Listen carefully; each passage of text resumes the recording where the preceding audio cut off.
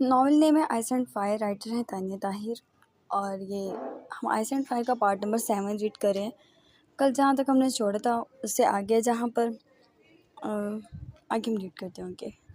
जेंजे college के लिए निकली तो उसकी गाड़ी आधे रास्ते में ही ख़राब होगी। वो गुस्से से बाहर निकली। व्हाट इज़ दिस, ऐसा कभी नहीं हुआ था। वो गुस्से में पंचर टायर को लात मारकर इधर उधर देखने लगी। तभी उसे दूर से गाड़ी आती दिखाई दी और उसने लिफ्ट मांगने के लिए हाथ बढ़ाया। गाड़ी में मौजूद फर्द मुस्कुराया। उसके अलावा वो चाहता ही क्या था। मंजिल बहुत करीब थी। उसने गाड़ी रोकी और तभी एक बड़ी सा गाड़ी उसकी गाड़ी के आगे आ खड़ी हुई। स्टीफन था। चेंजी को घूरने लगा। तुम यहाँ? चेंजी एक पल को हैरान हुई। तुम्हारा भाई मुझे सुकून से सोने भी नहीं देगा। तुम्हारा गाड़ी का टायर पंचर कैसा हुआ? स्टीफन गाड़ी के अंदर से ही बोला। दोनों की तवज्जो उस पर नहीं थी। तभी ड्राइवर ने वहाँ से खामोशी से निकलने में ही बेहतर समझी और वो आगे गाड़ी भगा ले गया। इस वक्त एक अजीब सा उसे खुद खौफ महसूस किया था। जैक ने उस पर नज़र रखी हुई थी। ऊपर सोच हुआ मगर नहीं, ऐसा कैसे हो सकता है? वो मुझे जानता तक नहीं है और वो मुझसे इतना मोहतात कैसे हो सकता है? क्या वजह थी इस बात में कि उसे ये भी पता चल गया कि जेंजी की गाड़ी का टायर पंचर था? वो गुस्से से तेज़ ड्राइव करता आगे चला गया जबकि स्टीफन ने उसे गाड़ी में बिठा लिया। मुझे नहीं पता कैसे हुआ है मेरी गाड़ी का टायर पंचर, मैं तो खुद हैरान थी। जेंजी संजीदगी से कहती बैठ गई। स्टीफन को वो खामोश खामोश सी लगी। कोई बात है? उसने पूछा। मुझे शर्मिंदगी हो रही है जैक से, मैं उसके पास जाना चाहती हूँ। वो मुंह सोड़ के बोली जबकि स्टीफन उसके इस बचकाना अदा पर हंस दिया और उसके सर पर हाथ रख दिया।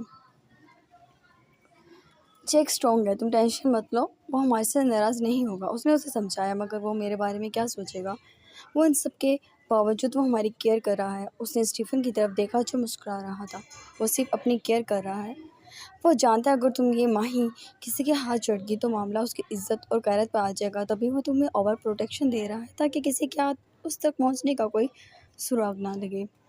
ये जैक का दिमाग है। तो be easy little girl, Stephen ने कहा और मुस्कुरा दिया। निहायत कोई फजूल सोच है तुम्हारी। मुझे पता है वो खुद से ज़्यादा किसी को पसंद नहीं करता मगर उसका दिल और दिमाग गोश्त से बने ना कि मशीनरी से, समझे? वो भड़की। ओह, स्टीफन ने बस इतना ही कहा। फर्स्ट तुम्हें अपने भाई पे प्यार प्यार आ रहा है? उसने सवाल किया। मेरा भाई है ही डैशिंग, उसने इतरा कर कहा। गाड़ी से उतरो, ओवर एक्टिंग की दुकान कुछ माही से भी सीख लो। कितनी डिसेंट है, उसने कहा तो जेंजी उसे घूर कर उतर गई जबकि ड्राइवर ने पार्किंग में उन्हें इश्ताल से देखा। जेंजी बैग शाने पर डालती पोनी टेल में दिलकश लग रही थी। वो वहाँ से चली गई। स्टीफन भी चला गया था जबकि ड्राइवर ने मुठ्ठियाँ भींची और वहाँ से अंदर चला गया और ज़ोर से जेंजी के पास से गुजरा तो वो उससे टकरा कर गिरी। खतरनाक नज़रों से उसने ड्राइवर को देखा। सॉरी, ड्राइवर ने उसमें मुस्कुराया। जेंजी को याद आया वो उनका मैथ का प्रोफेसर था। तभी वो कुछ नहीं बोली और अपना सामान समेट कर उठी। ज़्यादा तो नहीं लगी आपको? उसने आगे बढ़ के खुद ही पूछ लिया। नहीं सर, इट्स ओके, मगर आपको देखकर चलना चाहिए। जेंजी, वो उसकी नज़र नागवार लगने लगी। तभी वो बोली और जाने लगी। मिस जेंजी, उसने पुकारा। जेंजी पलटी। शायद आपका मैथ का लेक्चर है, उसने कहा। सर, मुझे नहीं लेना, जेंजी ने लापरवाही से कहा। क्यों? ड्राइवर ने कुछ हैरानगी जाहिर की। मेरा दिल नहीं, उसने फिर से जाना चाहा तो ड्राइवर ने उसका हाथ पकड़ लिया और जेंजी ने बिना लिहाज के ड्राइवर के मुंह पर थप्पड़ दे मारा। एकदम चारों तरफ सन्नाटा छा गया। सब स्टूडेंट हैरत से जेंजी और ड्राइवर को देख रहे थे। सॉरी सर, जेंजी बिल्कुल उसी तरह मुस्कुराई जैसे ड्राइवर ने मुस्कुरा कर उससे माजरत की थी। ड्राइवर का चेहरा खून छिलकने लगा और वो जेंजी को वहाँ से जाता हुआ देखने लगा। बस बहुत हो चुकी, उसने उल्टे कदम वापस लिए। कैसे हो ब्रोटो? आवाज़ तो पहचान ही नहीं होगी। जैक की आवाज़ से ब्रोटो उस हॉस्टल के रूम से बाहर निकला। क्यों फ़ोन किया है और मेरा नंबर कहाँ से मिला तुम्हें? ब्रोटो भड़क कर बोला। खैर, ये तुमने काफ़ी बचकाना बात की है। नोट गुड, जैक ने अफसोस से कहा। ये बात थी कोई करने वाली? वो जैक था, उसके लिए छोटे मोटे काम थे बस। क्यों कॉल किया है तुमने? प्रोटो ने दांत पीस कर पूछा। तुम्हारी बेटी कैसी है? जैक ने छुट्टे ही सवाल किया। प्रोटो का सांस रुका था। अब उसे ये पूछना कि तुम्हारी बेटी का, जिसका शायद एक डॉक्टर के सिवा किसी को पता नहीं है कि प्रोटो की कोई बेटी भी है, कैसे पता चला? तो ये अहमकाना सवाल है। जैक, तुम्हारे और मेरे मामले में किसी और को मत घसीटो, प्रोटो ने तब कर कहा। ओह प्रोटो, जैक वो बहुत फेयर इंसान है। जिस तरह तुमने मेरी आंखों में देख कर मुझे धमकाया, बिल्कुल उसी तरह तुम्हारी बीमार बेटी जो ज़िंदगी की तरफ आना चाहती होगी, एक इंजेक्शन से सीधा ऊपर जाएगी। वैसे किसी फ़ायदा बेकार पुरसे को साथ ले लेकर चलने का वैसे क्या फ़ायदा किसी बेकार पुर्जे को साथ लेकर चलने का। Shut up, I said shut up. अगर तुमने मेरी बेटी की तरफ देखा भी तो तुम्हारे टुकड़े कर दूंगा। वो धाड़ा जैक्स का बहका उभरा। अगर तुमने मेरी तरफ देखा भी तो मैं तुम्हारी वो हाल करूँगा, तुम अपनी शक्ल भी पहचान नहीं सकोगे। तुम्हें आज की इस बात अंदाज़ा हो जाना ही चाहिए कि मैं जैक्स रोबो हूँ। ये न्यूयॉर्क मेरी है, यहाँ जो बेकाम हो रहा है खामोशी से होने दो। चेक मकसद पे आया। ब्रोटो हंस दिया। ये तो खैर नामुमकिन है जैक्स रोबो कि मैं तुम्हारा इलीगल धंधा यहाँ चलने दूंगा, वो बोला। जैक के चेहरे पे संजीदगी छा गई। रेली, उसने गोया आखिरी बार पूछा और ब्रोटो ने अपनी बेटी की तरफ देखा। वो कुछ नहीं बोला। चलो, तुम्हारे लिए सरप्राइज तैयार रहेगा, मेरा इंतजार करना। जैक की आवाज़ सुनकर उसने खड़क से फ़ोन बंद कर दिया और दोबारा अपनी बेटी के पास आ गया। नहीं जैक्स रोबो, तुम इतनी आसानी से तुम दुनिया को अपने हाथों में नहीं चला सकते। अपनी बेटी के सर पे प्यार करते उसने गजबनाक होते सोचा और वहाँ से बाहर निकल गया। हेलो, पीछे से आते आदमी की आवाज़ पर रुका। हूँ, उसने अजनबी मगर कड़क लहजे में पूछा। My name is William. William ने हाथ बढ़ाया जिसे ब्रोटो ने थाम लिया। विलियम की आंखों में चमक थी तो दूसरी तरफ ब्रोटो की आंखों में नासमझी थी। विलियम अचानक उसे जैसे झपका सा हुआ। कुछ वक्त पहले उसने न्यूज़ सुनी थी, लंदन ऑनर। ब्रोटो ने तंजिया नजरें उठाईं। गुड, पहचान अच्छी है। विलियम मुस्कुराया। तुम जानते हो मुझे? उसने कड़क लहजे में पूछा। जानता हूँ, विलियम ने सर हिलाया। ब्रोटो को कुछ एहसास हुआ तभी वो वहीं खड़ा रहा। ऐसे तो ये शख्स उसके सामने नहीं खड़ा था, ज़रूर कोई कड़ी जुड़ी हुई थी इस बात से। कॉफ़ी पिए? विलियम ने ऑफ़र की जिसको ब्रोटो ने एक्सेप्ट कर लिया और वो दोनों होटल में आ गए। कुछ देर दोनों में खामोशी रही और ब्रोटो ने बात शुरू की। जैक को जानते हो? ब्रोटो ने पूछा। अपने असल दुश्मन को कौन नहीं जानता? उसकी बात पे ब्रोटो खुलकर मुस्कुराया। अब उसे सारी बात समझ आ गई तो उसने कॉफ़ी का कप वहीं छोड़ दिया और संजीदगी से देखते विलियम को देखा। तुम्हें लगता नहीं मैं तुम्हारे लिए भी खतरनाक साबित हो सकता हूँ? ब्रोटो ने उसको जांचना चाहा। मुझे परवाह नहीं, मुझे अपने भाई के कत्ल को उसके अंजाम तक पहुँचाना है, विलियम ने कहा। और उसके बाद मैं खुद पुलिस के हवाले खुद को कर दूंगा, वो संजीदगी से बोला। ब्रोटो ने मुस्कुराते हुए सर हिलाया। अगर तुम्हें ऐसा लग रहा है कि मैं कच्ची गोलियां खेलता हूँ तो गलत है। खैर, मुझे से मिलने की वजह। ब्रोटो असल मुद्दे पर आया। मैं जैक को मारना चाहता हूँ और चाहता हूँ कि तुम हमारे साथ मिल जाओ। विलियम की बात पर ब्रोटो ने सर टेढ़ा करके उसको देखा। तुम पुलिस को माफिया के साथ मिला रहे हो, उसने ज़रा भड़क कर कहा। अगर मगरमच्छ को मारना हो तो तालाब की सारी मछलियों को इकट्ठा होना पड़ता है। विलियम ने उसकी आंखों में देखा। मैं उस मगरमच्छ को अकेला भी मार सकता हूँ, प्रोटो ने भड़क कर कहा। नामुमकिन है। जैक के बारे में तुम जानते ही क्या हो? अभी चंद दिन पहले यहाँ तुम्हारी पोस्टिंग हुई है, उसकी एक कॉल पर गवर्नमेंट तुम्हें उठा के कहीं और फेंक देगी। क्या कर लोगे? विलियम ने भी आड़े हाथों लिया। प्रोटो संजीदगी से उसको देखने लगा और जैक के अल्फाज कानों में गूंजे। सरप्राइज। वो इस लफ्ज़ पर लम्हे भर के लिए रुक गया। चेक और आना हम सबका मकसद है। मेरे साथ उसका भाई भी शामिल है और मैं चाहता हूँ हम सब जो वो करें एक ही प्लानिंग से करें। विलियम की बात प्रोटो के लिए हैरान कुन थी। हाँ, ये अजीब था कि माफिया गैंग को पकड़ने के लिए हुकूमत को माफिया का सहारा लेना पड़ रहा था, मगर इसमें उसे अपना फ़ायदा नजर आया। चेक तक पहुँचकर वो उन पर भी आसानी से हाथ डाल सकता था और उन सब के धंधों के बारे में भी आसानी जान सकता था। थोड़े बहुत तो को दो के बाद ब्रोटो ने उससे हाथ मिला लिया जबकि विलियम मुस्कुराया। कल मैं तुम्हें बाकी साथियों से भी मिलवाऊंगा, उसने कहा। लंदन में, और कहकर वहाँ से उठ गया जबकि ब्रोटो वहीं बैठा रहा। ये सब कड़ियाँ जोड़ना उसे काफ़ी मुश्किल लग रहा था, मगर कड़ियाँ जुड़ जाएंगी ऐसा भी क्या था। वो टेबल पर मुक्का मार के रह गया। खैर, जब वो उसके हाथ छड़ेगा तो वो जैक को तड़पा तड़पा के मारेगा। वो ये इरादा कर चुका था। वो गाड़ी के बाहर वेट कर रहा था। थप्पड़ का निशान अब भी उसके मुंह पर था और वो चाहता था ये निशान बाकी रहे ताकि वो अपनी दरिंदगी से इसको नोच ले। जेंजी फ्री होकर अपनी गाड़ी में सवार हुई जो स्टीफन ने उसे भिजवा दी थी। जेंजी उसमें सवार हो गई और गाड़ी चला दी। ड्राइवर ने उसका पीछा करना शुरू किया। जेंजी अपनी मस्ती में मगन रास्तों को तेज़ी से पार कर रही थी, मगर उसे जल्दी एहसास हुआ इससे यह गाड़ी काफ़ी देर से उसके ताक़ुब में थी। तभी जेंजी ने यू टर्न लिया, मगर उस गाड़ी ने भी यू टर्न लिया तो वो वाकई घबरा उठी। कामते हाथों से स्टीफन को नंबर मिला तो उसने गाड़ी की स्पीड और भी तेज़ कर ली। मुकाबिल ने भी स्पीड बढ़ा ली। स्टीफन ने उसका नंबर पिक नहीं किया। उसने माहिक को कॉल की जिसने भी उसका नंबर पिक नहीं किया। जेंजी ने गाड़ी की स्पीड और भी बढ़ा ली। जैक उसके लब फड़फड़ाए। खौफ उसके वजूद में फैलने लगा क्योंकि ये सुनसान रास्ते थे। अचानक उसका मोबाइल बजने लगा तो वो एकदम चिल्ला उठी। मोबाइल को देखा, ये नंबर वो नहीं पहचानती थी। उसने घबराते हुए कॉल उठाई। D speaking. सर्द लहजे में मुकाबिल बोला तो जेंजी की वो रात याद आ गई। उसके हाथ से मोबाइल छूट गया। कब तक भागने का इरादा है? नीचे गिरे मोबाइल से आवाज़ उभरी जबकि जेंजी ने अपनी ग्रिप स्टीयरिंग पर सख्त कर ली। कौन हो तुम? क्यों पीछे पड़े हो मेरे? क्या नहीं जानते तुम मुझे? मैं कौन हूँ? वो चिल्लाई जबकि मुकाबिल ने कहकर लगाया और जेंजी के चेहरे पर पसीने से फूट पड़े क्योंकि गाड़ी अब भी उसका ताक़ुब कर रही थी और वो उसके बहुत नज़दीक थी।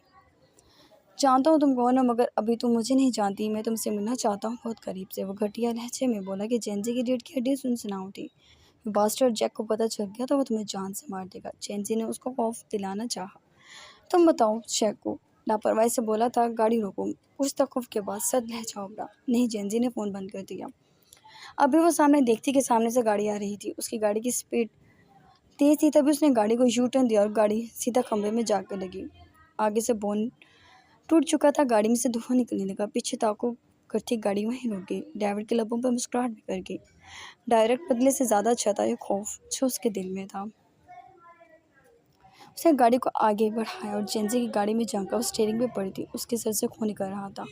अंजाम की परवाह हर हालत में रखनी चाहिए। उसने उस थप्पड़ का बदला ले लिया था और अभी ये सिलसिला यहाँ ख़त्म ही कब हुआ था? अभी तो बहुत मराहिल थे। वो जानता था आग की तरह ये खबर जैक तक पहुँचेगी और वो अपने बिल से ज़रूर निकल आएगा। स्टीफन ड्राइवर सुकून से गाड़ी का शीशा नीचे करता वहाँ से निकल गया। जब से जेंसी खून से लथपथ वहीं रह गई। कुछ ही देर में गाड़ियाँ एक्सीडेंट देकर रुकने लगी और उसको हॉस्पिटल पहुँचाया गया। स्टीवन दौड़ता हुआ कॉरिडोर से भागा था। उसके पीछे माही भी थी। दोनों के उस आँख खाता था। जेंसी प्राइवेट रूम में जेंसी को पट्टियों में जकड़ा देख माही की आंखें भीग गई जबकि उसने स्टीफन को गुस्से से देखा। मैंने तुम्हें बार बार कहा था जेंसी को प्रोटेक्ट करो, माही चलाई जबकि स्टीफन अपनी लापरवाही पर कड़ा कर रह गया। स्टीफन डॉक्टर के पास गया उसकी खैरियत जानने के लिए। डॉक्टर ने तसल्ली दी मगर माही को उसको नहीं मिला था क्योंकि वो अभी भी होश में नहीं आई थी। स्टीफन ने जैक को कॉल मिलाई जो उसने फ़ौरन पिक की। तुमने अपनी सेल की अपडेट्स चेक की हैं? स्टीफन ने संजीदगी से पूछा। नहीं, मैं अभी उठाऊँ खैरियत।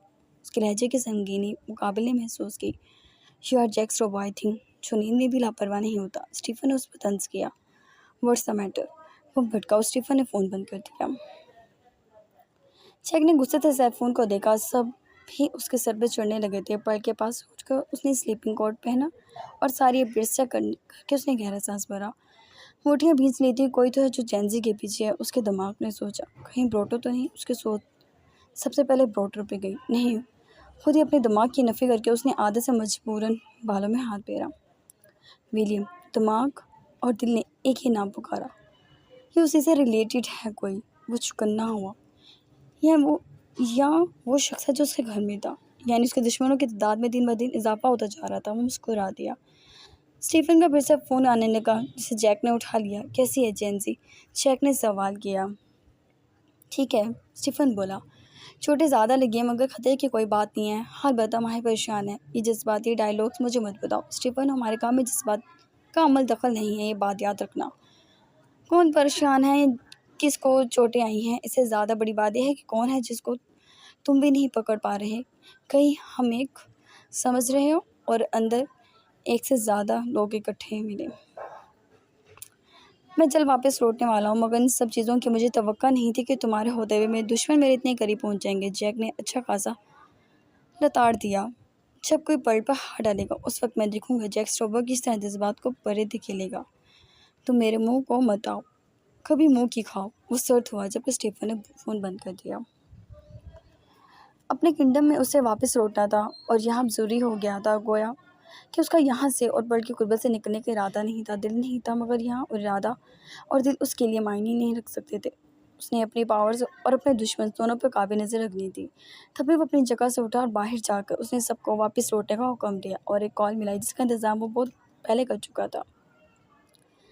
ये लोगों के साथ साथ माफिया में धमाका बनाने वाली थी खबर थी। वो पुरसुकून था। उसके दुश्मन उसकी ताकत को मारना चाहते थे और जैक अपनी ताकत का इस्तेमाल कर रहा था। अब तभी उसने कुछ देर फ़ोन बंद किया और फ़ोन बंद किया फ्रेश होने चला गया। जल्दी वो बाहर निकला तो बिल्कुल पहले की तरह ग्रे सूट में था। ग्रे पेंट कोट और अंदर ब्लैक हाई नेक में उसने अपने सिल्के बालों को माथे पर ही लापरवाह छोड़ा और पॉकेट्स में हाथ डाल के एक नज़र खुद को देखने के बाद सफ़ेद लहाब में दबके अपने यूं हाइनेस को देखा तो मुस्कुरा दिया। वो भी ख्वाब खरगोश के मज़े ले रही थी, वो कैसे ना लेती। जैक ने उसे तंग करके भी तो रखा हुआ था, मगर जो उसने किया था अगर उसे याद आ जाए तो शायद जैक स्ट्रॉबो से नज़रें मिला मिला पाती। जैक उसकी नींद तोड़ना नहीं चाहता, तभी चला गया। गाड़ी में घड़ी में वक्त देखा 12 बज रहे थे, जबकि यहाँ का मंजर ढलते शाम जैसा था और वो बाहर स्नो में खड़ा लकी स्ट्रीक के मज़े ले रहा था, जबकि उसके प्राइवेट जेट में गार्ड्स ने सारा सामान रख दिया था। बस अब उसके एक हुक्म के मुंतज़िर थे जो उसने दिया नहीं था। वो बर्फ़ के गोलों को घूर रहा था। वो अब ज़्यादा भारी हो चुके थे क्योंकि कल यहाँ बहुत ज़्यादा बर्फ़ भरी हुई थी। उसे यहाँ खड़े खड़े आधा घंटा गुजर गया था। गार्ड्स मुख्तलिफ जगहों पर खड़े उसके मुंतज़िर थे कि पीछे से दरवाज़ा खोलने की आवाज़ आई और उसने पीछे मुड़कर देखा। पर भीगे बालों में बिल्कुल सफ़ेद रंग लिए बेहद शर्मिंदा दिख रही थी। अगर वो प्रॉपर ड्रेसिंग में नहीं थी। जैक ने हाथ बढ़ाकर उसे अपने पास बुला लिया। गुड मॉर्निंग स्नो वाइट, वो प्यार से बोला, पर की निगाहें झुक झुक जा रही थी। जैक को उसकी शर्मिंदगी का अंदाज़ा था, तभी वो मुस्कुरा दिया। जैक पर कुछ तवक्कुफ से बोली, यस। जैक हमतन गोश वो हुआ। मुझे बहुत शर्म आ रही है, पर ने कहा, जबकि जैक का खहका उभरा। फुलिश, उसने उसके सर पे प्यार किया और उसकी कमर में यूं ही हाथ डालता अंदर ले आया। पर्ल ने नोट किया वो पिछले दिनों से ज़्यादा मुख्तलिफ लग रहा था। पर्ल उसकी ड्रेसिंग देख रही थी। हम वापस जा रहे हैं स्नो वाइट, और हो सकता है वापस जाके मैं तुम्हें वक्त ना दे सकूं क्योंकि मेरे पीछे बहुत काम है। उसने प्यार से उसे समझाया। पर्ल बड़ी बड़ी आंखों खोले उसे देख रही थी। मैं मेंशन नहीं जाऊंगी, उसने जल्दी से कहा। नो, जिद नहीं, तो मेरे साथ मेंशन नहीं रहोगी। जैक ने उसे टोका, मगर मैं पर्ल ने एहतजाज करना चाहा, जबकि जैक ने सिर नफ़ी में हिलाया। पर्ल की आंखें भीग गईं। जैक को खुद भी अच्छा नहीं लगा, मगर वो वेला में नहीं जाना चाहता था और पर्ल के बिना अब रहना मुश्किल था। तभी वो अपनी बात पे कायम रहा। आज ऑफिशियली तो मेरी बीवी है, जी क्या ऑफिशियली करें या ना करें, मेरी बात तो नहीं माननी ना। पर्ल ज़रा गुस्से से बोली, मेरे बिना वेला में क्या करोगी। जैक ने माथे पर से झुला के बाल हटाए जो फिर से लौट कर माथे पे आ गए। आप आ जाना ना, ऐसे भी तो आते थे, पर्ल ने कहा। जैक ने नफ़ी की। अब हालात वैसे नहीं। जैक ने उसके फूले गालों को नरमी से छुआ। पर्ल ने गाहें झुकाए खड़ी थी। जाओ ड्रेसअप होकर आओ अच्छा सा, क्योंकि यहाँ से हम डायरेक्ट मीडिया कॉन्फ्रेंस में जाएंगे। जैक की बात पर पर्ल हैरान हुई। मगर जैक, मीडिया तो आपके पीछे पड़ा हुआ है। पर्ल ने उसे जैसे याद दिलाई, जिस पे वो मुस्कुरा दिया। अच्छा लगता है ना आपके पीछे लोग पड़े हों और फिर भी आप तक ना पहुंच पाए, जैक ने मज़ा लेते हुए कहा। पर्ल ने उसकी सोच पर हैरानगी से उसे देखने लगी। स्नो वाइट, मेरी गार्ड्स की टांगों पर रहम करो, वो तुम्हारी नींद से जागने की दुआएं मांग रहे थे कब से, उसने मुस्कुरा कर कहा, जबकि पर्ल फिर से शर्मिंदा दिखने लगी। मैं अभी आती हूँ, उसने झुझकते हुए कहा। कभी कुछ तो कभी कुछ, कभी सर्द तो कभी गर्म, कभी सख्त तो कभी नर्म। अजीब सी लड़की थी, मगर अब जैक की थी। जैक ने दोबारा टाइम देखा। उसने जो वक्त कहा था वो वक्त गुजर चुका था। वो अपनी बात से फिर गया था, मगर फिलहाल उसे परवाह नहीं थी। मजीद आधे घंटे में पर्ल बाहर आई तो जैक चंद लम्हे उसे देखता रहा। रेड लॉन्ग कोट में, अंदर ब्लैक ड्रेसिंग के, ऊपर ब्लैक की कैप लिए, वो खतरनाक हद तक हसीन लग रही थी कि जैक की निगाह उस सुर्ख लबों पर ठहर गई। उसने बामुश्किल खुद को रोका। अमेजिंग आंख मारकर उसको दादी, जिसमें पर्ल का चेहरा सुर्ख हो गया और निगाह हर बार की तरह झुक झुक गई।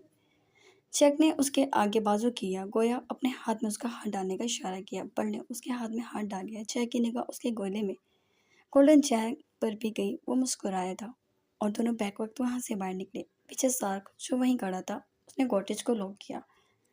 पर्ल बुरी तरह घबराए हुई थी। जैक, मुझे डर लग रहा है। प्राइवेट जैक में बैठते हुए पर्ल की मिनमिनी सी आवाज़ उभरी, तो मेरे सीने से लग जाओ। जैक ने ऑप्शन दिया। पर्ल ने इर्द कार्स को देखा और उसकी अक्ल पे मातम किया, जबकि जैक ने मुंह पर हाथ रख के अपनी हंसी दबाई। मैं क्या कहूँगी प्रेस कॉन्फ्रेंस में, वो दोबारा बोली। मुझे लगा तुम्हें आदत है, तुम मैनेज कर लोगी मुझ तक, फिर तो तुम प्रेस के ज़रिए ही पहुंची थी। जैक ने उसे याद दिलाया, आप किस कदर तेज़ हैं, पर उसके हाथ पे हाथ मारा। जैक ने उसके गले में हाथ डालकर उसको खुद के नज़दीक कर लिया। जैक, आप मुझसे नहीं मिलेंगे, पर उदासी से बोली। काम बहुत न स्नो वाइट, मुश्किल है, शायद 2-4 दिन। उसने उसके बाल पीछे किए। ये किया, पर उससे दूर हुई। जैक ने वालिहाना नज़रों से उसको देखा। ऐसे कैसे 2-4 दिन, पढ़ने का, जबकि जैक ने उसे दोबारा सीने से लगा लिया। Come on, calm down snow white, पहले तो आवाज़ नहीं निकलती थी, अब अपनी मोहब्बत की किसी दुनिया को सुनाने हैं। जैक ने तंज किया। हाँ मैं बताऊंगी, एमा भी तो इतराती थी, पढ़ने का, तो जैक ने संजीदगी से उसको देखा। Don't compare your self with anyone. उसने उसे टोका जबकि पर्ल को उसकी बात बिल्कुल दुरुस्त लगी। वो दोबारा उसके सीने से लगी, हल्की सी आवाज़ में सॉरी बोल गई जबकि जैक मुस्कुरा दिया। कुछ देर दोनों के माबेन खामोशी रही, मगर जैक ये महसूस कर रहा था कि वो कुछ कहना चाह रही है। क्या मसला है? उसके बार बार हिलने पे बोला गवारी से पूछने लगा। एक बात पूछूं? पर्ल ने बिलाखिर सवाल करने का सोचा। जैक ने उसके माथे पे अपना लम्स छोड़ा। जैक, आप बदल तो नहीं जाएंगे? पर्ल ने उसको देखा। जैक की भी निगाह उसकी निगाह से टकराई। वक्त बताएगा, उसने संजीदगी से कहा। ये कोई जवाब नहीं होता वैसे, पर्ल जरा खफगी से बोली। जैक ने मुस्कुरा कर उसको देखा।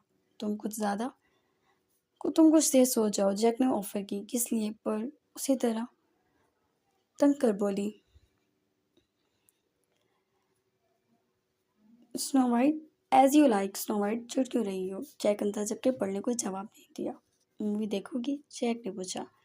हाँ, शायद मेरा दिल लग जाए। पर्ल ने उसके आगे से टैब उठाया और जैक ने उसे एक तकरीबन रोमांटिक मूवी लगा दी। पर्ल कुछ से देखती रही जबकि जैक के लबों पर मुस्कान थी। वो उसके रिएक्शंस का मुंतज़िर था। और माँ मुश्किल से 15 मिनट ही गुजरे थे। पर्ल ने घबरा के आंखें बंद कर ली। जैक का कह घबरा। जैक, आप कितने बदतमीज़ हैं। पर्ल गुस्से से बोली और उसके हाथ में टैब थमाकर उससे पहले वो उठती, जैक ने उसे दोबारा खींच लिया। और क्या एनिमेटेड मूवी देखो। जैक ने उसे फिर से मूवी लगा दी। मुझे आप पर यकीन ही नहीं, पर्ल ने कहा जबकि जैक ने मूवी लगा दी तो उसे वाकई पसंद आई और पुरसुकून से वो मूवी देखने लगी जबकि जैक ये सफ़र तमाम होने के बाद के लोगों के रिएक्शन सोच रहा था और अपने दुश्मनों के मुंह पर पड़ने वाले बेआवाज़ थप्पड़ का मुंतज़िर था। उनका प्राइवेट जेट गवर्नर हाउस के बाहर उतरा। पर्ल हैरान कुन और हौनक नज़रों से जैक को देख रही थी। हम यहाँ क्यों आए हैं? पर्ल ने उसका बाजू पकड़ लिया, मगर जैक बेहद संजीदा था। उसका मतलब पर्ल को भी संजीदा होना था। तभी वो भी उसके साथ उठे और दोनों बाहर निकले तो पर्ल की आंखें हैरत से फैल गई। सामने का मंजर देखकर प्रेसिडेंट मिस्टर जैक सोबो के लिए खड़ा था। पर्ल ने जैक के बाजू पर गिरफ्त रख दी और जैक ने उसका हाथ पकड़ लिया और आगे बढ़ा, मुकाबल के गले लगा। और एक लड़की ने पर्ल के हाथ में फूलों का गुलदस्ता दिया जिससे पर्ल थोड़ा सा शर्मिंदा सी हुई, मगर उसने अपने हाथ में पकड़ लिया। कैसी फ्लाइट थी मिस्टर जैक्स? उन्होंने पूछा तो जैक ने सर हिलाकर जवाब दिया। पर्ल के इर्द गिर्द देखा। पर्ल ने इर्द गिर्द देखा। कैमरे की टक टक और मीडिया प्रेस सब उनके इर्द गिर्द थे। उसे लगा वो कोई सुपरस्टार है और दुनिया उसको अपने कैमरे में कैद करने के लिए बेचैन है। उसके लिए ये मंजर काफ़ी हैरानकुन था। जबकि जैक नॉर्मल सा था, अंदर जा रहा था। दोनों इकट्ठे दाखिल हुए और जैक उनके साथ बैठ गया। वो दोनों कोई बात कर रहे थे जबकि जैक ने पर्ल का हाथ छोड़ दिया। मीडिया तेजी से न्यूज़ बना रही थी। लोग सवाल करने को बेचैन थे कि आखिर जैक्स रोबो प्रेसिडेंट के साथ क्या कर रहा था। वो माफिया किंग कैसे लीगल हो गया था। जबकि जैक्स का इत्मीनान काबिल दी था। और फिर अचानक माइक बजने पर खामोशी छा गई। मैं आप लोगों को अपनी पार्टी के न्यू मेंबर से इंट्रोड्यूस कराने जा रहा हूँ, मिस्टर जैक्स रोबो, उन्होंने कहा। तो उनके माइतों ने तालियां पीट डाली। जैक कुछ नहीं बोला, मगर लोग जानते थे। सर, ये माफिया, इनका सारा डाटा लीगल है। इनका रिकॉर्ड चेक कर लिया गया है। इन पर इल्ज़ाम लगाया गया था। इसके अलावा मैं आपको कुछ नहीं बता सकता। उम्मीद है कि आप आगे इस मौजू पर बहस नहीं करेंगे। जैक के बजाय वो खुद बोले। नहीं सर, ऐसा कैसे हो सकता है कि इनका डाटा साफ निकल आए जबकि हम जानते हैं कि ये अपनी जगह छोड़ कर भागे हैं। दूसरी तरफ से सवाल उभरा। मिस्टर जैक रोबो छुट्टियों पर अपनी वाइफ के साथ थे। Meet Mrs Jacks Robo. और शायद ये एक बहुत तहजीबाना रवैया था हमारी पुलिस का। एक शरीफ आदमी के घर पे रेड डाल के उनकी फैमिली को डिस्टर्ब किया गया। उन्होंने दोबारा जवाब देकर गोया मुंह बंद कर दिया। सर, हम आवाम को देख कर आना चाहते हैं वो सारे लीगल डॉक्यूमेंट्स जो इन्हें लीगल साबित करते हैं, एक रिपोर्ट वाला बोला जबकि इस बार उनका मुंह बंद हो गया।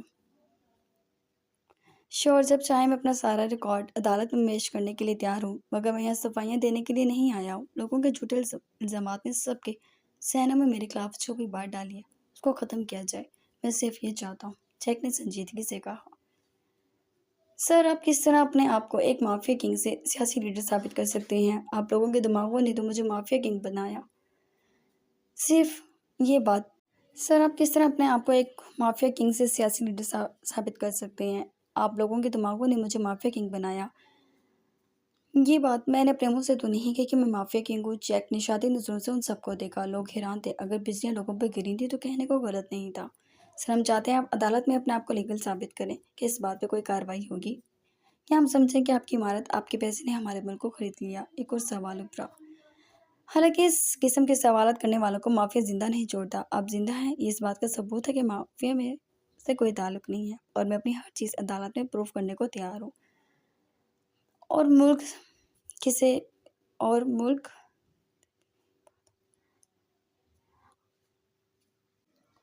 और मुल्क दिखते भी हैं, ये बात आज पता चली है। पर उसकी जहानत में आंखें बड़े से देख रही थी। किस कदर जादूगरी उसने लोगों को ट्रैप कर लिया था। उसके बाद वहाँ कोई सवाल नहीं उठा।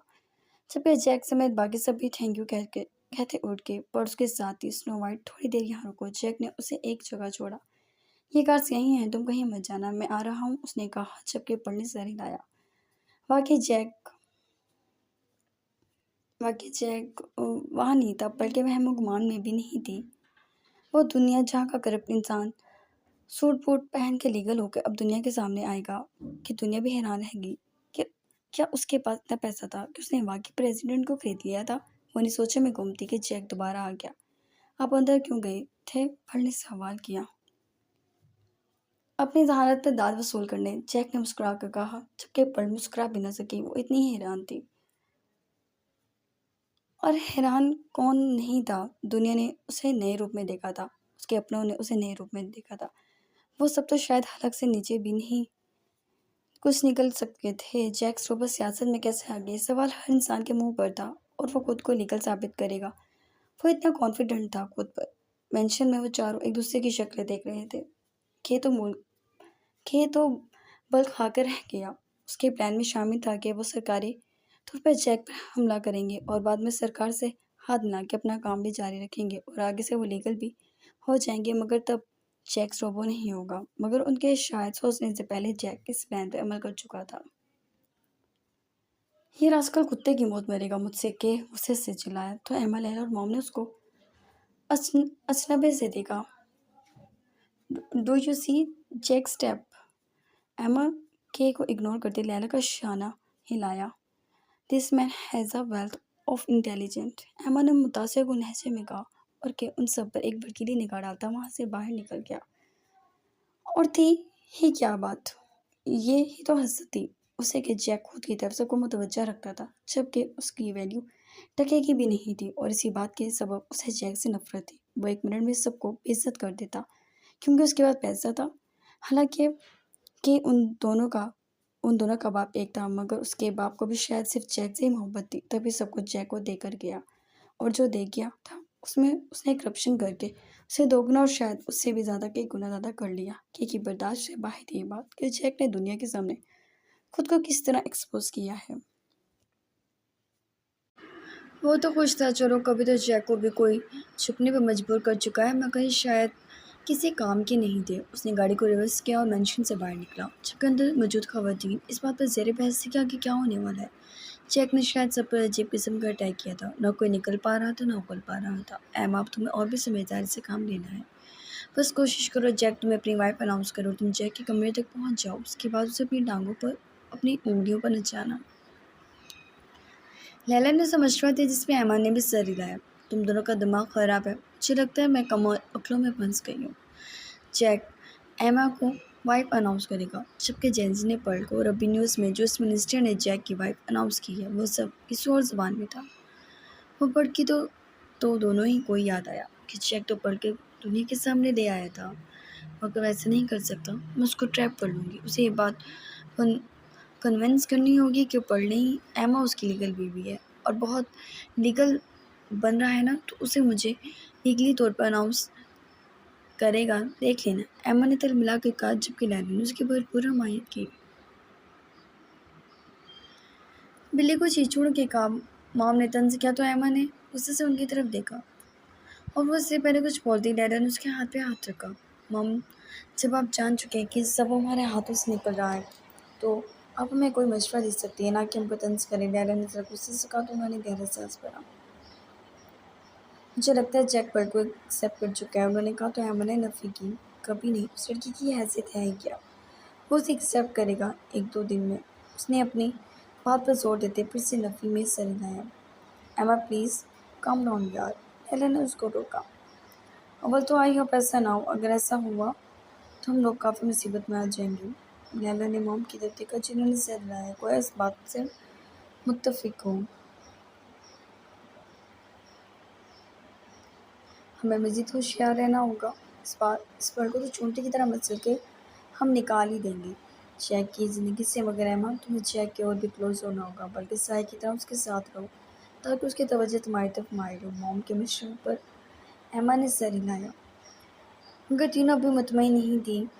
ये कहाँ चला गया? ये लड़का हर वक्त इतना लापरवाह होता है कि मुझे समझ नहीं आता ये कुछ कर भी सकेगा या नहीं। मॉम ने लफ्ज़ों में सर हिलाते अफसोस से कहा, जबकि एमा और लैला कुछ नहीं बोली।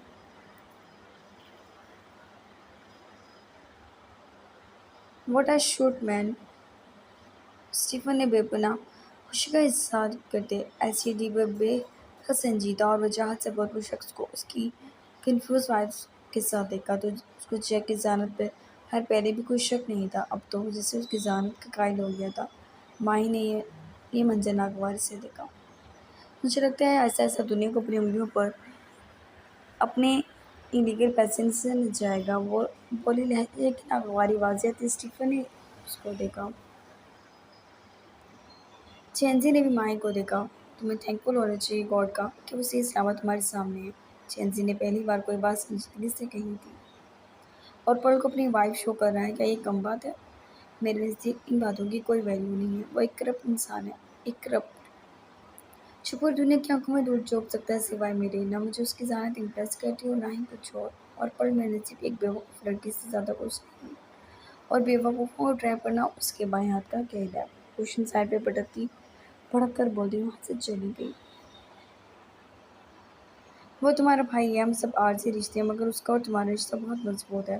तुमने कहीं उसका फेवर नहीं किया। चलो ठीक है, तुम्हारे उसके नज़रियात में ज़मीन आसमान का फ़र्क है और इसमें कोई झूठ नहीं। वो शख्स करप्शन का किंग है, माफिया किंग से ज़्यादा। मगर तुम उसके साथ अपने रिश्ते का ख्याल कर सकती हो। हर वक्त उसके लिए मुँह से जहर उगलना अच्छा नहीं लगता। स्टीफन को पहली बार माही पे गुस्सा आया। वो सबके लिए कितना सॉफ्ट है, मगर जैक के लिए उसके दिल में इतनी नफरत थी जिसका अंदाज़ा कोई नहीं निकाल सकता था। और उसे इस बात से कोई फ़र्क नहीं पड़ता था। मिस्टर स्टीफन जिसके मुंह में उसका पैसा जाता है वो सिर्फ उसकी ज़ुबान बोलता है। मैं अपने बाप की हक है मैं अपने बाप की हलाल कमाई खाती हूँ, तभी मैं उसके लिए मोहब्बत नहीं छोड़ सकती। बड़ा गहरा तंज था। स्टीफन यूं ही खड़ा रह गया। माए तुम बहुत रूड हो रही हो। जेंजी ने उसे सांस दिलाया। जो भी बहस है मेरे ख्याल से इसे बंद कर दो। और मैं जैक से फोर्स करने वाली हूँ, मुझे उसके साथ मेंशन में रहना है। जेंजी ने ऐलान किया। सबके मायने हैरत से जेंजी को देखा। तुम पागल हो? वो पहली बार इतना भड़क रही थी। अगर यहाँ जैक होता तो सबसे ज़्यादा एंजॉय करता, मगर वो स्क्रीन पर चम चमचमा रहा था। यही समझ लो। जेंजी ने शानच कर मुलाजमा के हाथ से सूप का बाउल पकड़ लिया। ऐसा कुछ नहीं करोगी तुम? माही ने उसे हाथ उठा के वार्न किया। माही मैं ऐसे ही करूँगी, तुम सोच नहीं सकती मुझमें कितना गिल्ट है कि हर मुसीबत में मैंने गॉड के बाद उसको याद किया। और जब उस पर मुसीबत आई तब तब मेरे मुँह से उसके खिलाफ सब कुछ निकला। मुझे नहीं इल्म तुम ये महसूस कर रही हो या नहीं, मगर मैं उसका वार्म वेलकम करना चाहती हूँ। स्टीफन मेंशन चलेंगे। उसने स्टीफन की तरफ आस भरी नज़रों से देखा।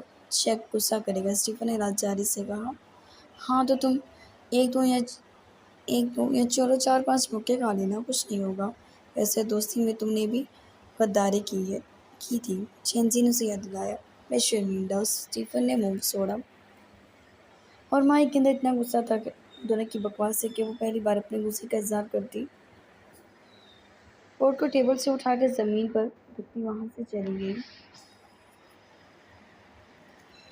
चेंजू स्टीफन उसकी हरकत चेंजू स्टीफन ने उसकी हरकत नोट कर ली, मगर दोनों ने इस बात को नोटिस नहीं लिया। दोनों उसकी नफरत की इंतहा जानते थे और खैर दूसरी तरफ से भी तो पूरी की पूरी नफरत थी। चेंजी ने स्टीफन को फोर्स करना शुरू किया कि वो म्यूजियम जाना चाहती है। अगर मैं इस साथ चलती है तो डन, और अदरवाइज तुम फोर्स मत करना, उसने कहा। जबकि जेंसी का बस नेचर उस आदमी का मुंह तोड़ डाले, पान नोच ले। अपनी चोटों की परवाह किए बिना ही वो माई के पास भागी। उसे उसे मनवाना तो था उसे मनवाना मुश्किल तो था मगर नामुमकिन नहीं। बन सवर के जब निकलते हैं दिलकशी साथ साथ चलती है। बहुत पुराने किसी गाने के बोल उसे जैक को देखकर याद आ रहे थे। वो दिलकश था, चार्मिंग, हैंडसम, आंखों से लोगों को मुतासिर कर लेता था। 2-3 जगह पर विजिट करके लोगों से मिलकर वो थकावट महसूस करती है। छोटी सी पार्टी थी जिसमें वो लोग मौजूद थे। प्रेसिडेंट ने जैक के लिए पहले से अरेंज की हुई थी, जिसमें जैक ने एक बड़ी पार्टी का ऐलान किया था और इतने सारे लोगों ने उसे पहली बार मिली थी। वो दोनों एक साथ टेबल पर बैठे थे। पॉल ने जैक की तरफ देखा जिसके चेयर पे बेसारे थी, मगर वो फिर भी वहाँ मौजूद था। जैक जैक ये बोर है, मुझे घर जाना है। पॉल ने आहिस्ते से कहा। स्नो वाइट, मैंने तुम्हें बताया है, बिजी शेड्यूल है और ये ऑफिशियल पार्टी है, तुम्हारा होना ज़रूरी है इसमें। इसके बाद घर चली जाना, जैक ने जवाब दिया। मगर मुझे अभी जाना है, पॉल ने अपने सर पर से हैट उतारी जिद्दी लहजे में बोली। जैक ने सर्द नज़रों से उसकी तरफ देखा। शट अप, वो बस इतना ही बोला। पॉल का मुंह सा उतर गया। उसने चेहरा मोड़ लिया, जबकि जैक सोबो को फर्क नहीं पड़ा था, कैसे झाड़ दिया था। उसे तो लगा था वो बहुत प्यार करने वाला शख्स बन गया, मगर वो एंग्री मैन पॉल में भड़क उठा था। वो अपनी जगह से उठा, किसी से मिलने लगा। Is he your wife? उस आदमी ने पूछा। पॉल की तरफ हाथ बढ़ाया, जिसे पॉल ने बिना तवक्कुफ के थाम लिया। जैक ने तिरछी नजरों से उसकी तरफ देखा, उसके हाथ की तरफ देखा जो किसी के हाथ में था, और फिर दोनों ने हाथों को आज़ाद कर लिया। वेरी ब्यूटीफुल, वो बोला। जैक मुस्कुरा भी नहीं सका। वो सर नज़रों से उस आदमी को देख रहा था जो उसकी नज़रों से कुछ कंफ्यूज हुआ। हाय जैक, मीट हिम, ये हमारे मिनिस्टर ऑफ टेरिशरी हैं। प्रेसिडेंट ने मुस्कुरा कर कहा, जबकि जैक फिर भी नहीं मुस्कुराया। कुछ देर वो दोनों वहीं खड़े रहे और फिर जैक के रवैये को महसूस करके वो दोनों वहाँ से चले गए। वो किसी बात का कोई जवाब दिए ना जवाब दे रहा था, ना ही कोई रिस्पॉन्स। जैक अपनी जगह पर कोट के आगे 2 बटन खोल कर बैठ गया, जबकि पल को कुछ गड़बड़ सी महसूस हो रही थी। उसने जैक की तरफ देखा, जबकि कैप वो सर से उतारे हुई थी और भी खूबसूरत लग रही थी, यहाँ तक कि वो दोनों ही एक दूसरे के साथ परफेक्ट लग रहे थे। Where is your head? Jack ने बिना देखे कड़क लहजे में कहा। बड़े जल्दी से हेड पहन ली। कुछ हुआ है जैक? उसने उसकी जानिब देखा। अगर तुम्हारा हाथ जल जाए या कट जाए तो 5 नंबर डायल करना, तुम्हें मेंशन में रेस्क्यू किया जाएगा। जैक ने उसकी तरफ निगाह उठाई,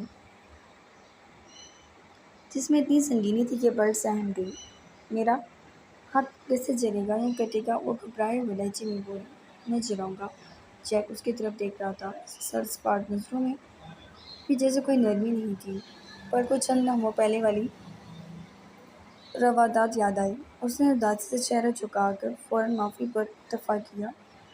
क्या वो उसे कह सकती थी, जो तुम करते पीते हो उसका हिसाब कौन देगा? मगर वो नहीं कह सकती थी, तभी माजरत की। Okay, I accept. जैक ने उसका वही हाथ थाम कर कहा, पर कोई तसल्ली नहीं हुई। उस आदमी के हाथ पर ये कट मार कर आओ, उसने संजीदगी से कहा। पॉकेट में से कटर निकाला। पल की जान से निकली। कैसा इंसान था, खुद तो अजीब हरकतें करता था, उसको भी करने पे गुस्सा आ रहा था। नहीं, पढ़ ने फ़ौरन नफ़ी की। जैक ने उसकी तरफ देखा। ठीक है, फिर अपना कटवा लो। वो सुकून से कटर उठाता उसके हाथ की तरफ बढ़ा। नहीं प्लीज़, सॉरी जैक, मैं आइंदा कभी किसी की तरफ हाथ नहीं बढ़ाऊंगी, किसी से हाथ नहीं मिलाऊंगी। वो घबराई हुई सी अब रो देने को थी। जैक ने उसकी तरफ देखा, चेहरे पे संजीदगी थी, और उसने सबके सामने उसकी पेशानी पर लम्स छोड़ा था। चटाचट तस्वीरें बनी थी, मीडिया ने उनको फोकस कर लिया था। मेरे पास कंप्रोमाइज़ ही नफ़रत में नहीं तो मोहब्बत में तो सवाल ही पैदा नहीं होता। वो अपने गोल्ड वो अपने कोल्ड बेलचक लहजे में उसे जता गया। पॉल ने ज़ोर शोर से सर हिलाया। प्लीज़ बहुत, अब हम घर चले। वो इल्तिजा करने लगी। जैक्स अपनी जगह से उठा, उसका हाथ थाम कर प्रेसिडेंट से मिलकर वहाँ से बाहर निकला।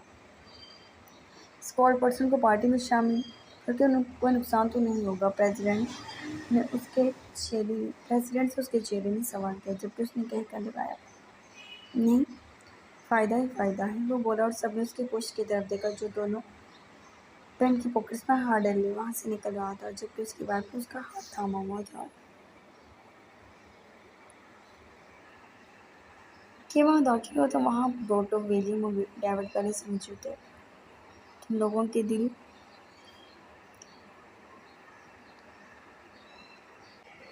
तुम लोगों के दिए प्लान चाहिए जो वो हम सबसे आगे निकल गया के भड़का उसका कोई जवान समझ नहीं दो ये मामला क्या हुआ है।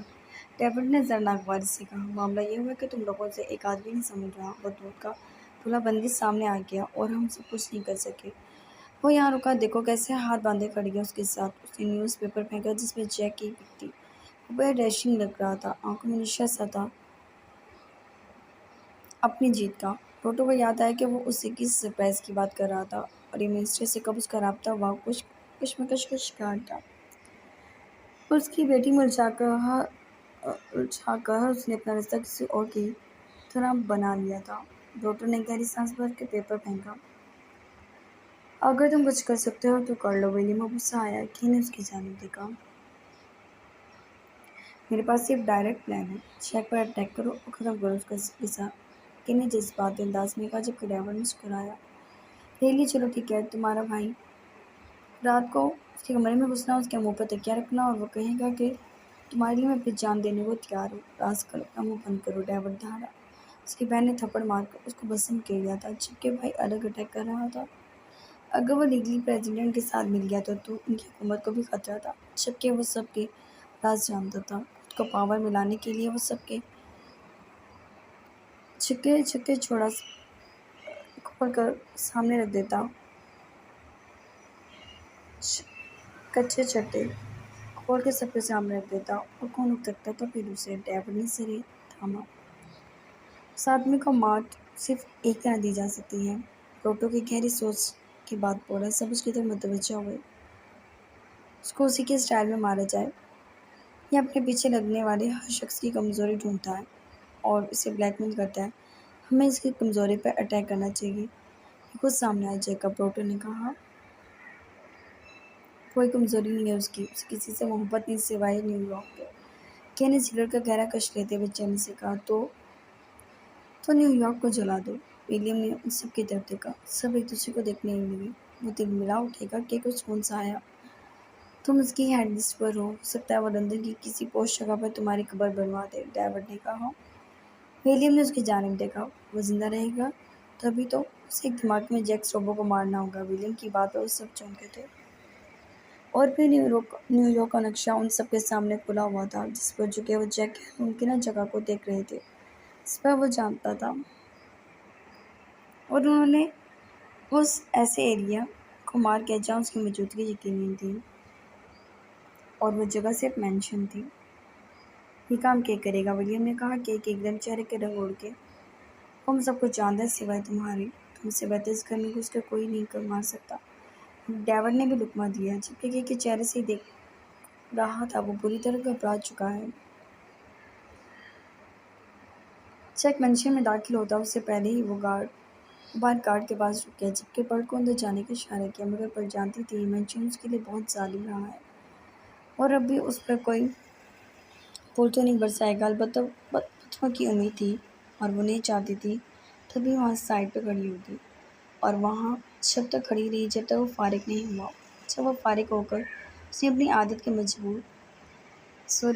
आदत के मुताबिक अपने बालों में हाथ फेरा तो पर्ल को देखकर आईब्रो झुकाकर उसने उसके यहाँ खड़े होने की वजह पूछी, जबकि पर्ल ने नफरत में सर हिलाया और जैक ने उसका हाथ थाम लिया। पर्ल और वो बैक वक्त अंदर दाखिल हुए तो जैक इन सबको देखकर हैरान चैन से दौड़ती हुई उस तक पहुंची थी, जबकि माँ एक तरफ मुंह फुलाए खड़ी थी। पर्ल माँ की तरफ बढ़ी और माँ उसे गले लगी लैला, जबकि एमा माँ स्टीफन भी मौजूद था। जैक ने एक निगाह घुमा के सबको देखा। कैसे हो तुम? मुझे तुम्हें देखकर बहुत खुशी हुई। जेंसी ने कहा तो जैक ने उसके बालों को बिखेर दिया।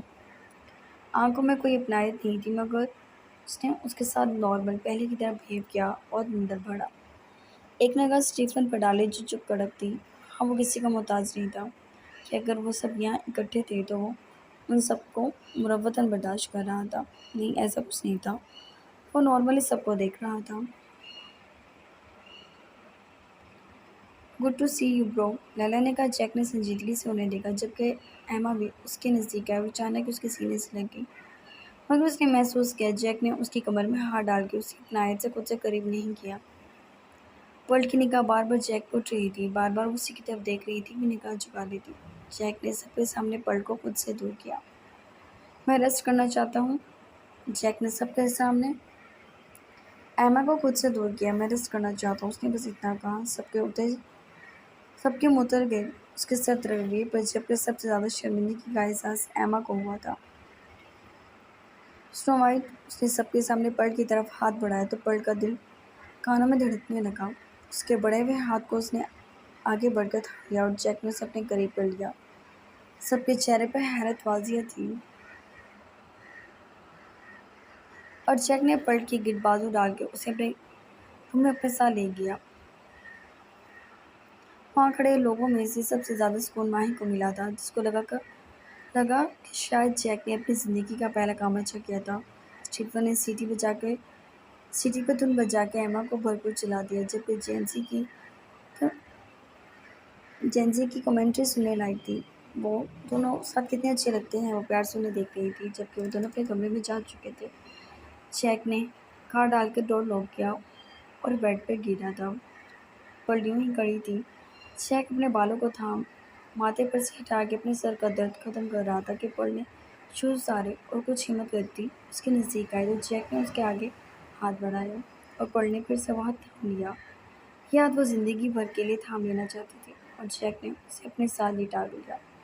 पर्ल के सर के नीचे जैक का हाथ था और जैक उसके बालों में नरमी से हाथ चला रहा था। पर्ल उसके सीने पर सिर के उसके धड़कनों के सर्द रक्स को सुन रही थी और फिर उसने सर उठा के जैक को देखा। उसकी आंखें बंद थी, वो शायद किसी सोच में था और ने दोबारा से सर उसके शाने पर रख लिया। आपने सब कुछ सबको दिखाने के लिए किया था? पर्ल के सवाल पर जैक ने चौंक कर उसकी तरफ देखा। माथे पर तेवड़ी सी चढ़ी। पर्ल ने सिर झुका लिया, मगर उसका सवाल कायम था। जैक ने कोई जवाब नहीं दिया। पर्ल ने बेचैनी से उसकी तरफ देखा। प्लीज़ मुझे बताएं, पर्ल ने स्टार किया। स्नो वाइट, मैं हर्ष नहीं होना चाहता मैं हर्ष नहीं होना चाहता तुम्हारे साथ। तुम ज़्यादा मत सोचो, बस इतना है कि जो भी है ये सब हकीकत है। मैं सब कुछ करता हूँ और तुम मुझे करप्ट कर सकती हो, मगर कुछ मामलों में मैं बहुत कॉन्शियस हूँ। जैक ने उसका हाथ थामा, पर हैरत से अपने हाथ को देखने लगी। जैक से मज़ीद नज़दीक हुआ और वो है जैक उससे मज़ीद नज़दीक हुआ और वो है न्यूयॉर्क पेस और पर्ल। उसने एक उंगली को उठाकर उसे जताया। पर्ल ने उसकी जानिब देखा, जिसका चेहरा उससे बहुत नज़दीक था। जैक की निगाहों के चेहरे से वो ट्रांस किसी कैफे में झुकाव थी, मगर आप मुझसे बहुत नफरत करते हैं थे। सही गुज़िश्ता उसी कमरे में दिन याद आए। जैक ने उसकी जानिब देखा। नफरत एक अजीब एहसास है और ये एहसास आपको भड़काता है। यह एहसास आपको फना कर देता है। ये एहसास आपको हर वक्त हालत जंग में रखने के लिए उकसाता है। मैं तुमसे नफरत नहीं करता, मगर मोहब्बत भी नहीं, उसने साफ गवाही से कहा और उसकी जानिब देखने लगी। मोहब्बत आप एमा से करते हैं? पर्ल ने अपनी आंखों के भीगे गोशे से जैक को देखा। जैक को उसकी ये जंग बेकार सी लगी। वो उठ के बैठ गया, खामोशी से कोट डाला और पर्ल पर छा खामोशी से कोट निकाला और पर्ल पर झाँक दिया और बिस्तर से उठा। पर्ल को यकीन हो गया, हाँ वाकई वो एमा से मोहब्बत करता था। उसने जैक का कोट साइड पर रखा। जैक सोबो किसी से मोहब्बत नहीं करता। ये मैदान खाली है, अपने कदम जमा सकती हो तो जमा लो। सख्ती से उसकी आंखों में आंखें गाड़ता बोला। वह एक और लहजा। पर्ल ने उसकी आंखों में देखा और जैक वहाँ से उसे धकेलता चला गया। और हाँ, मुझे बिलावजह की बहस नहीं पसंद, उसने जाते जाते जिताया और वहाँ से वॉशरूम में चला गया। एमा को लगा उसके जिस्म में चूंडियाँ सी रेंग उठी हो। वो उस वक्त से खुद में बढ़ती आग महसूस कर रही थी, जब से जैक ने उसे दूर धकेला था और पर्ल को अपने हिस्से किया था। उसका बस नहीं चला था सब कुछ पसंद करते। उसने अपने कमरे की हालत भी अबतर कर दी थी। मुलाजिम उसकी इस इंसानी अमल से परेशान हो उठे थे, जबकि एमा बालों को मुट्ठियों में जकड़े बैठी थी।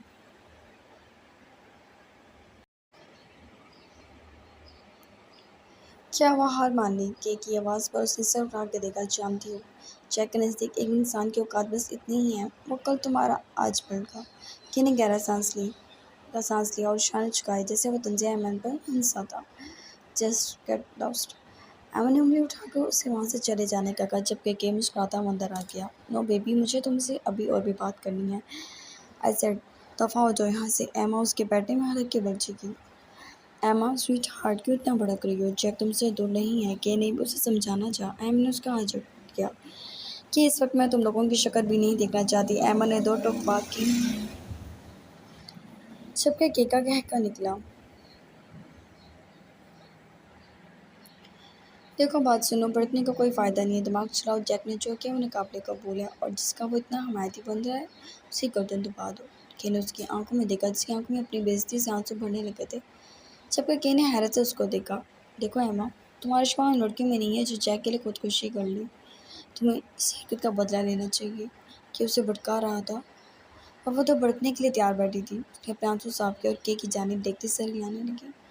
मैं जैक की पढ़ शुरू में से ज़िंदा नहीं छोड़ूंगी। ना वो ज़िंदा होगी, न जैक उसकी जानिब देखेगा, और फिर वो मेरा हो जाएगा। एमा ने इंतकामी लहजे में कहा, जबकि के सुकून से उसे देख रहा था। अगर वो ज़िंदा बचा तो एमा तुम्हें अगर वो ज़िंदा बचा तो एमा तभी वो तुम्हारा होगा। उसी दौरान जैक को भी तुम्हारे ही प्लान में जान से मार दूंगा। वो मोटिया बिस्तर बोला और वहाँ से खामोशी से के साथ उठ गया, क्योंकि एमा भी वहाँ से उठ कर जा चुकी थी। माही चलो यार, मैं कब से वेट कर रही हूँ, बाहर चलते हैं। जेंसी ने कहा। वो काफ़ी देर से उसके रूम में बैठी ही बात कर रही थी। मुझे यहाँ नहीं रहना, तुम वापस चलो। माही ने उसकी जानिब देखा, जो काफ़ी पुरजोश थी। दो, हम पहली बार अपने भाई के मेंशन में आए और तुम यहाँ से जाने की बात कर रही हो। क्या जैक हमें यहाँ से निकाल देगा? वो आंखें में परेशान सी लगी। माही हंसी। कभी नहीं, वो सिर्फ मुझे जताने के लिए मैं यहाँ से कभी बाहर नहीं निकालेगा, और तुम मुझे जलील कर रही हो। माही भड़की थी। तो इसमें जलील करने वाली क्या बात है? तुम मेरी वजह ज़्यादा सोच रही हो, और अपनी तरफ से ये खुद साख्ता जंग अब बंद करो। तुमने एमा का मुंह देखा जब जैक ने उसको दूर किया? ना पूछो यार, कैसा फीका लग रहा था। दिल तो क्या, फ़ोटो खींचकर हैशटैग बेइज्जती ओवरलोडेड लगा दूँ। वो क्या लगा के लोट-पोट होती, मज़े ले रही थी। ये सब बातें तुम्हें पसंद आती हैं, मेरे नज़दीक इनकी कोई वैल्यू नहीं है। बेहतर है तुम्हारे लिए तुम साथ चलो मेरे। तुमने उसका वार्म वेलकम करना था, उसके ठंडे रवैये की माह सहकर। वार्म वेलकम हो गया, अब चलो। ये जगह नहीं हमारी ये जगह हमारी नहीं है। उसने सामान समेटते उजरत में कहा, जबकि जेंजी ने उसको बोला, ये बात क्या मैं बार बार याद दिलाऊं माही, कि हमने भी उसके साथ सही नहीं किया। क्या हम उसकी बहनें थी? हम उसके फेवर में सब ज़्यादा होना चाहिए था। मैं आज भी उसके खिलाफ हूँ, कल भी थी और हमेशा रहूँगी। तो मुझे ना बदल सकती हूँ, ना बदल सकती थी, और ना हो उसके काम को। माही का लहजा बेच सकता। तुम्हें तो वाकई कोई नहीं बदल सकता। वो पाँव पटकती बोलकर वहाँ से निकल गई। नाश्ते के टेबल पर ज़बरदस्त इंतज़ाम था कि उसकी भूख चमक उठी, और उसने अन सजे खानों पर से ही उठा के खाना शुरू कर दिया। सबके वहाँ पर प्लेट्स भी थीं, मगर वो खाने को छूटा कर रही थी। मॉम लैला ने मंजर देखा तो उसके नज़दीक आ गई। चेंजी अपने मोबाइल में मगन थी। तुम कितनी अनमैनर्ड हो, लैला ने बुरा सा मुंह बनाया। चेंजी जो चीज़ की जैकेट जीन्स की जैकेट वाइट शर्ट में खुले बालों से लापरवाह खड़ी थी, उसको बोलने लगी, मैंने तुम्हें कहा कि तुम कितनी काली हो, रोज़ बेइज्जती खाती हो। हमारे खानदान में तो दूर दूर तक भी कोई नहीं लगाता। जेंसी ने गर्दन आगे करके पॉट बना के उससे फ्लाइंग किस की थी, जबकि लैला हमनक थी। ये हकीकत थी। उन समय सबसे डल कलर उसी का था, मगर वो काली नहीं थी, ये भी हकीकत थी।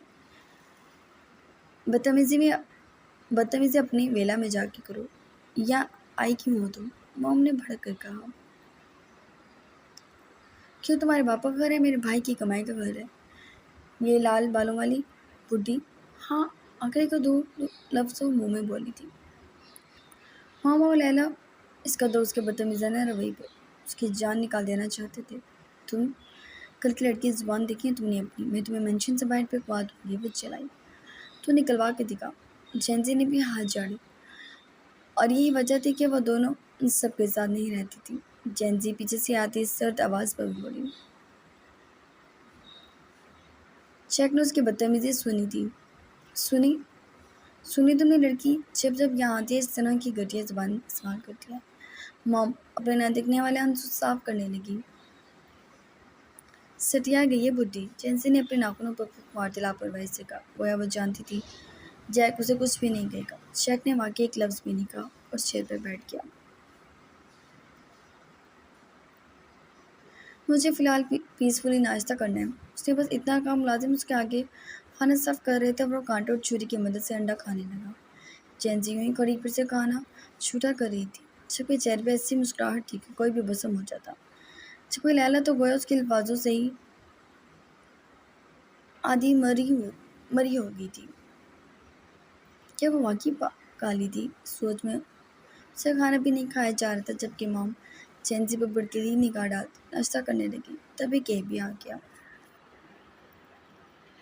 काफ़ी टाइम बाद जैक और के का आमना सामना हुआ था। के की नफरत से भरपूर निगाह थी जबकि जैक ने कोई अहमियत ध्यान देते हुए निगाह नहीं उठाई।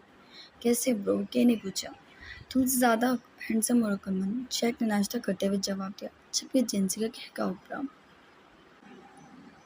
के ने जब से माँ को देखा जिसने आंखों ही आंखों में इशारा किया कि खामोश है। कुछ बोलने की सूरत में वो बाजियां पलटना नहीं चाहती थी। वो तो हाँ पे के ने ना चाहते हुए भी कहा और जैक ने कांटा छोड़ के उसकी जानिब देखा। इस वक्त वो ब्लू कोट और वाइट शर्ट, ब्लू टाई और ब्लैक शूज़ में नफासत से बाल बनाए जिसमें जेल का यूज़ था उसके क्योंकि उसके बाल अक्सर पेशानी पे रहते थे। मगर आज जेंटलमैन की मान उसने पीछे किए हुए थे जबकि कानों में उसकी ब्लूटूथ थी और वह परफेक्ट लग रहा था। कहाँ होते हो आजकल? उसने पूछा। सारी तवज्जो के की तरफ थी। के की सांस रुकी। ये तो उसने सोचा नहीं था कि वो उससे भी कोई सवाल करेगा। कहीं भी नहीं, मुझे कहाँ होना है? के उसकी नज़रों से घबरा कर बोला। तो जैक उसकी तरफ देख रहा था जो नाश्ता करने की नाकाम कोशिश कर रहा था। तुम आज मेरे साथ चल रही हो? उसने हुक्म सादे किया।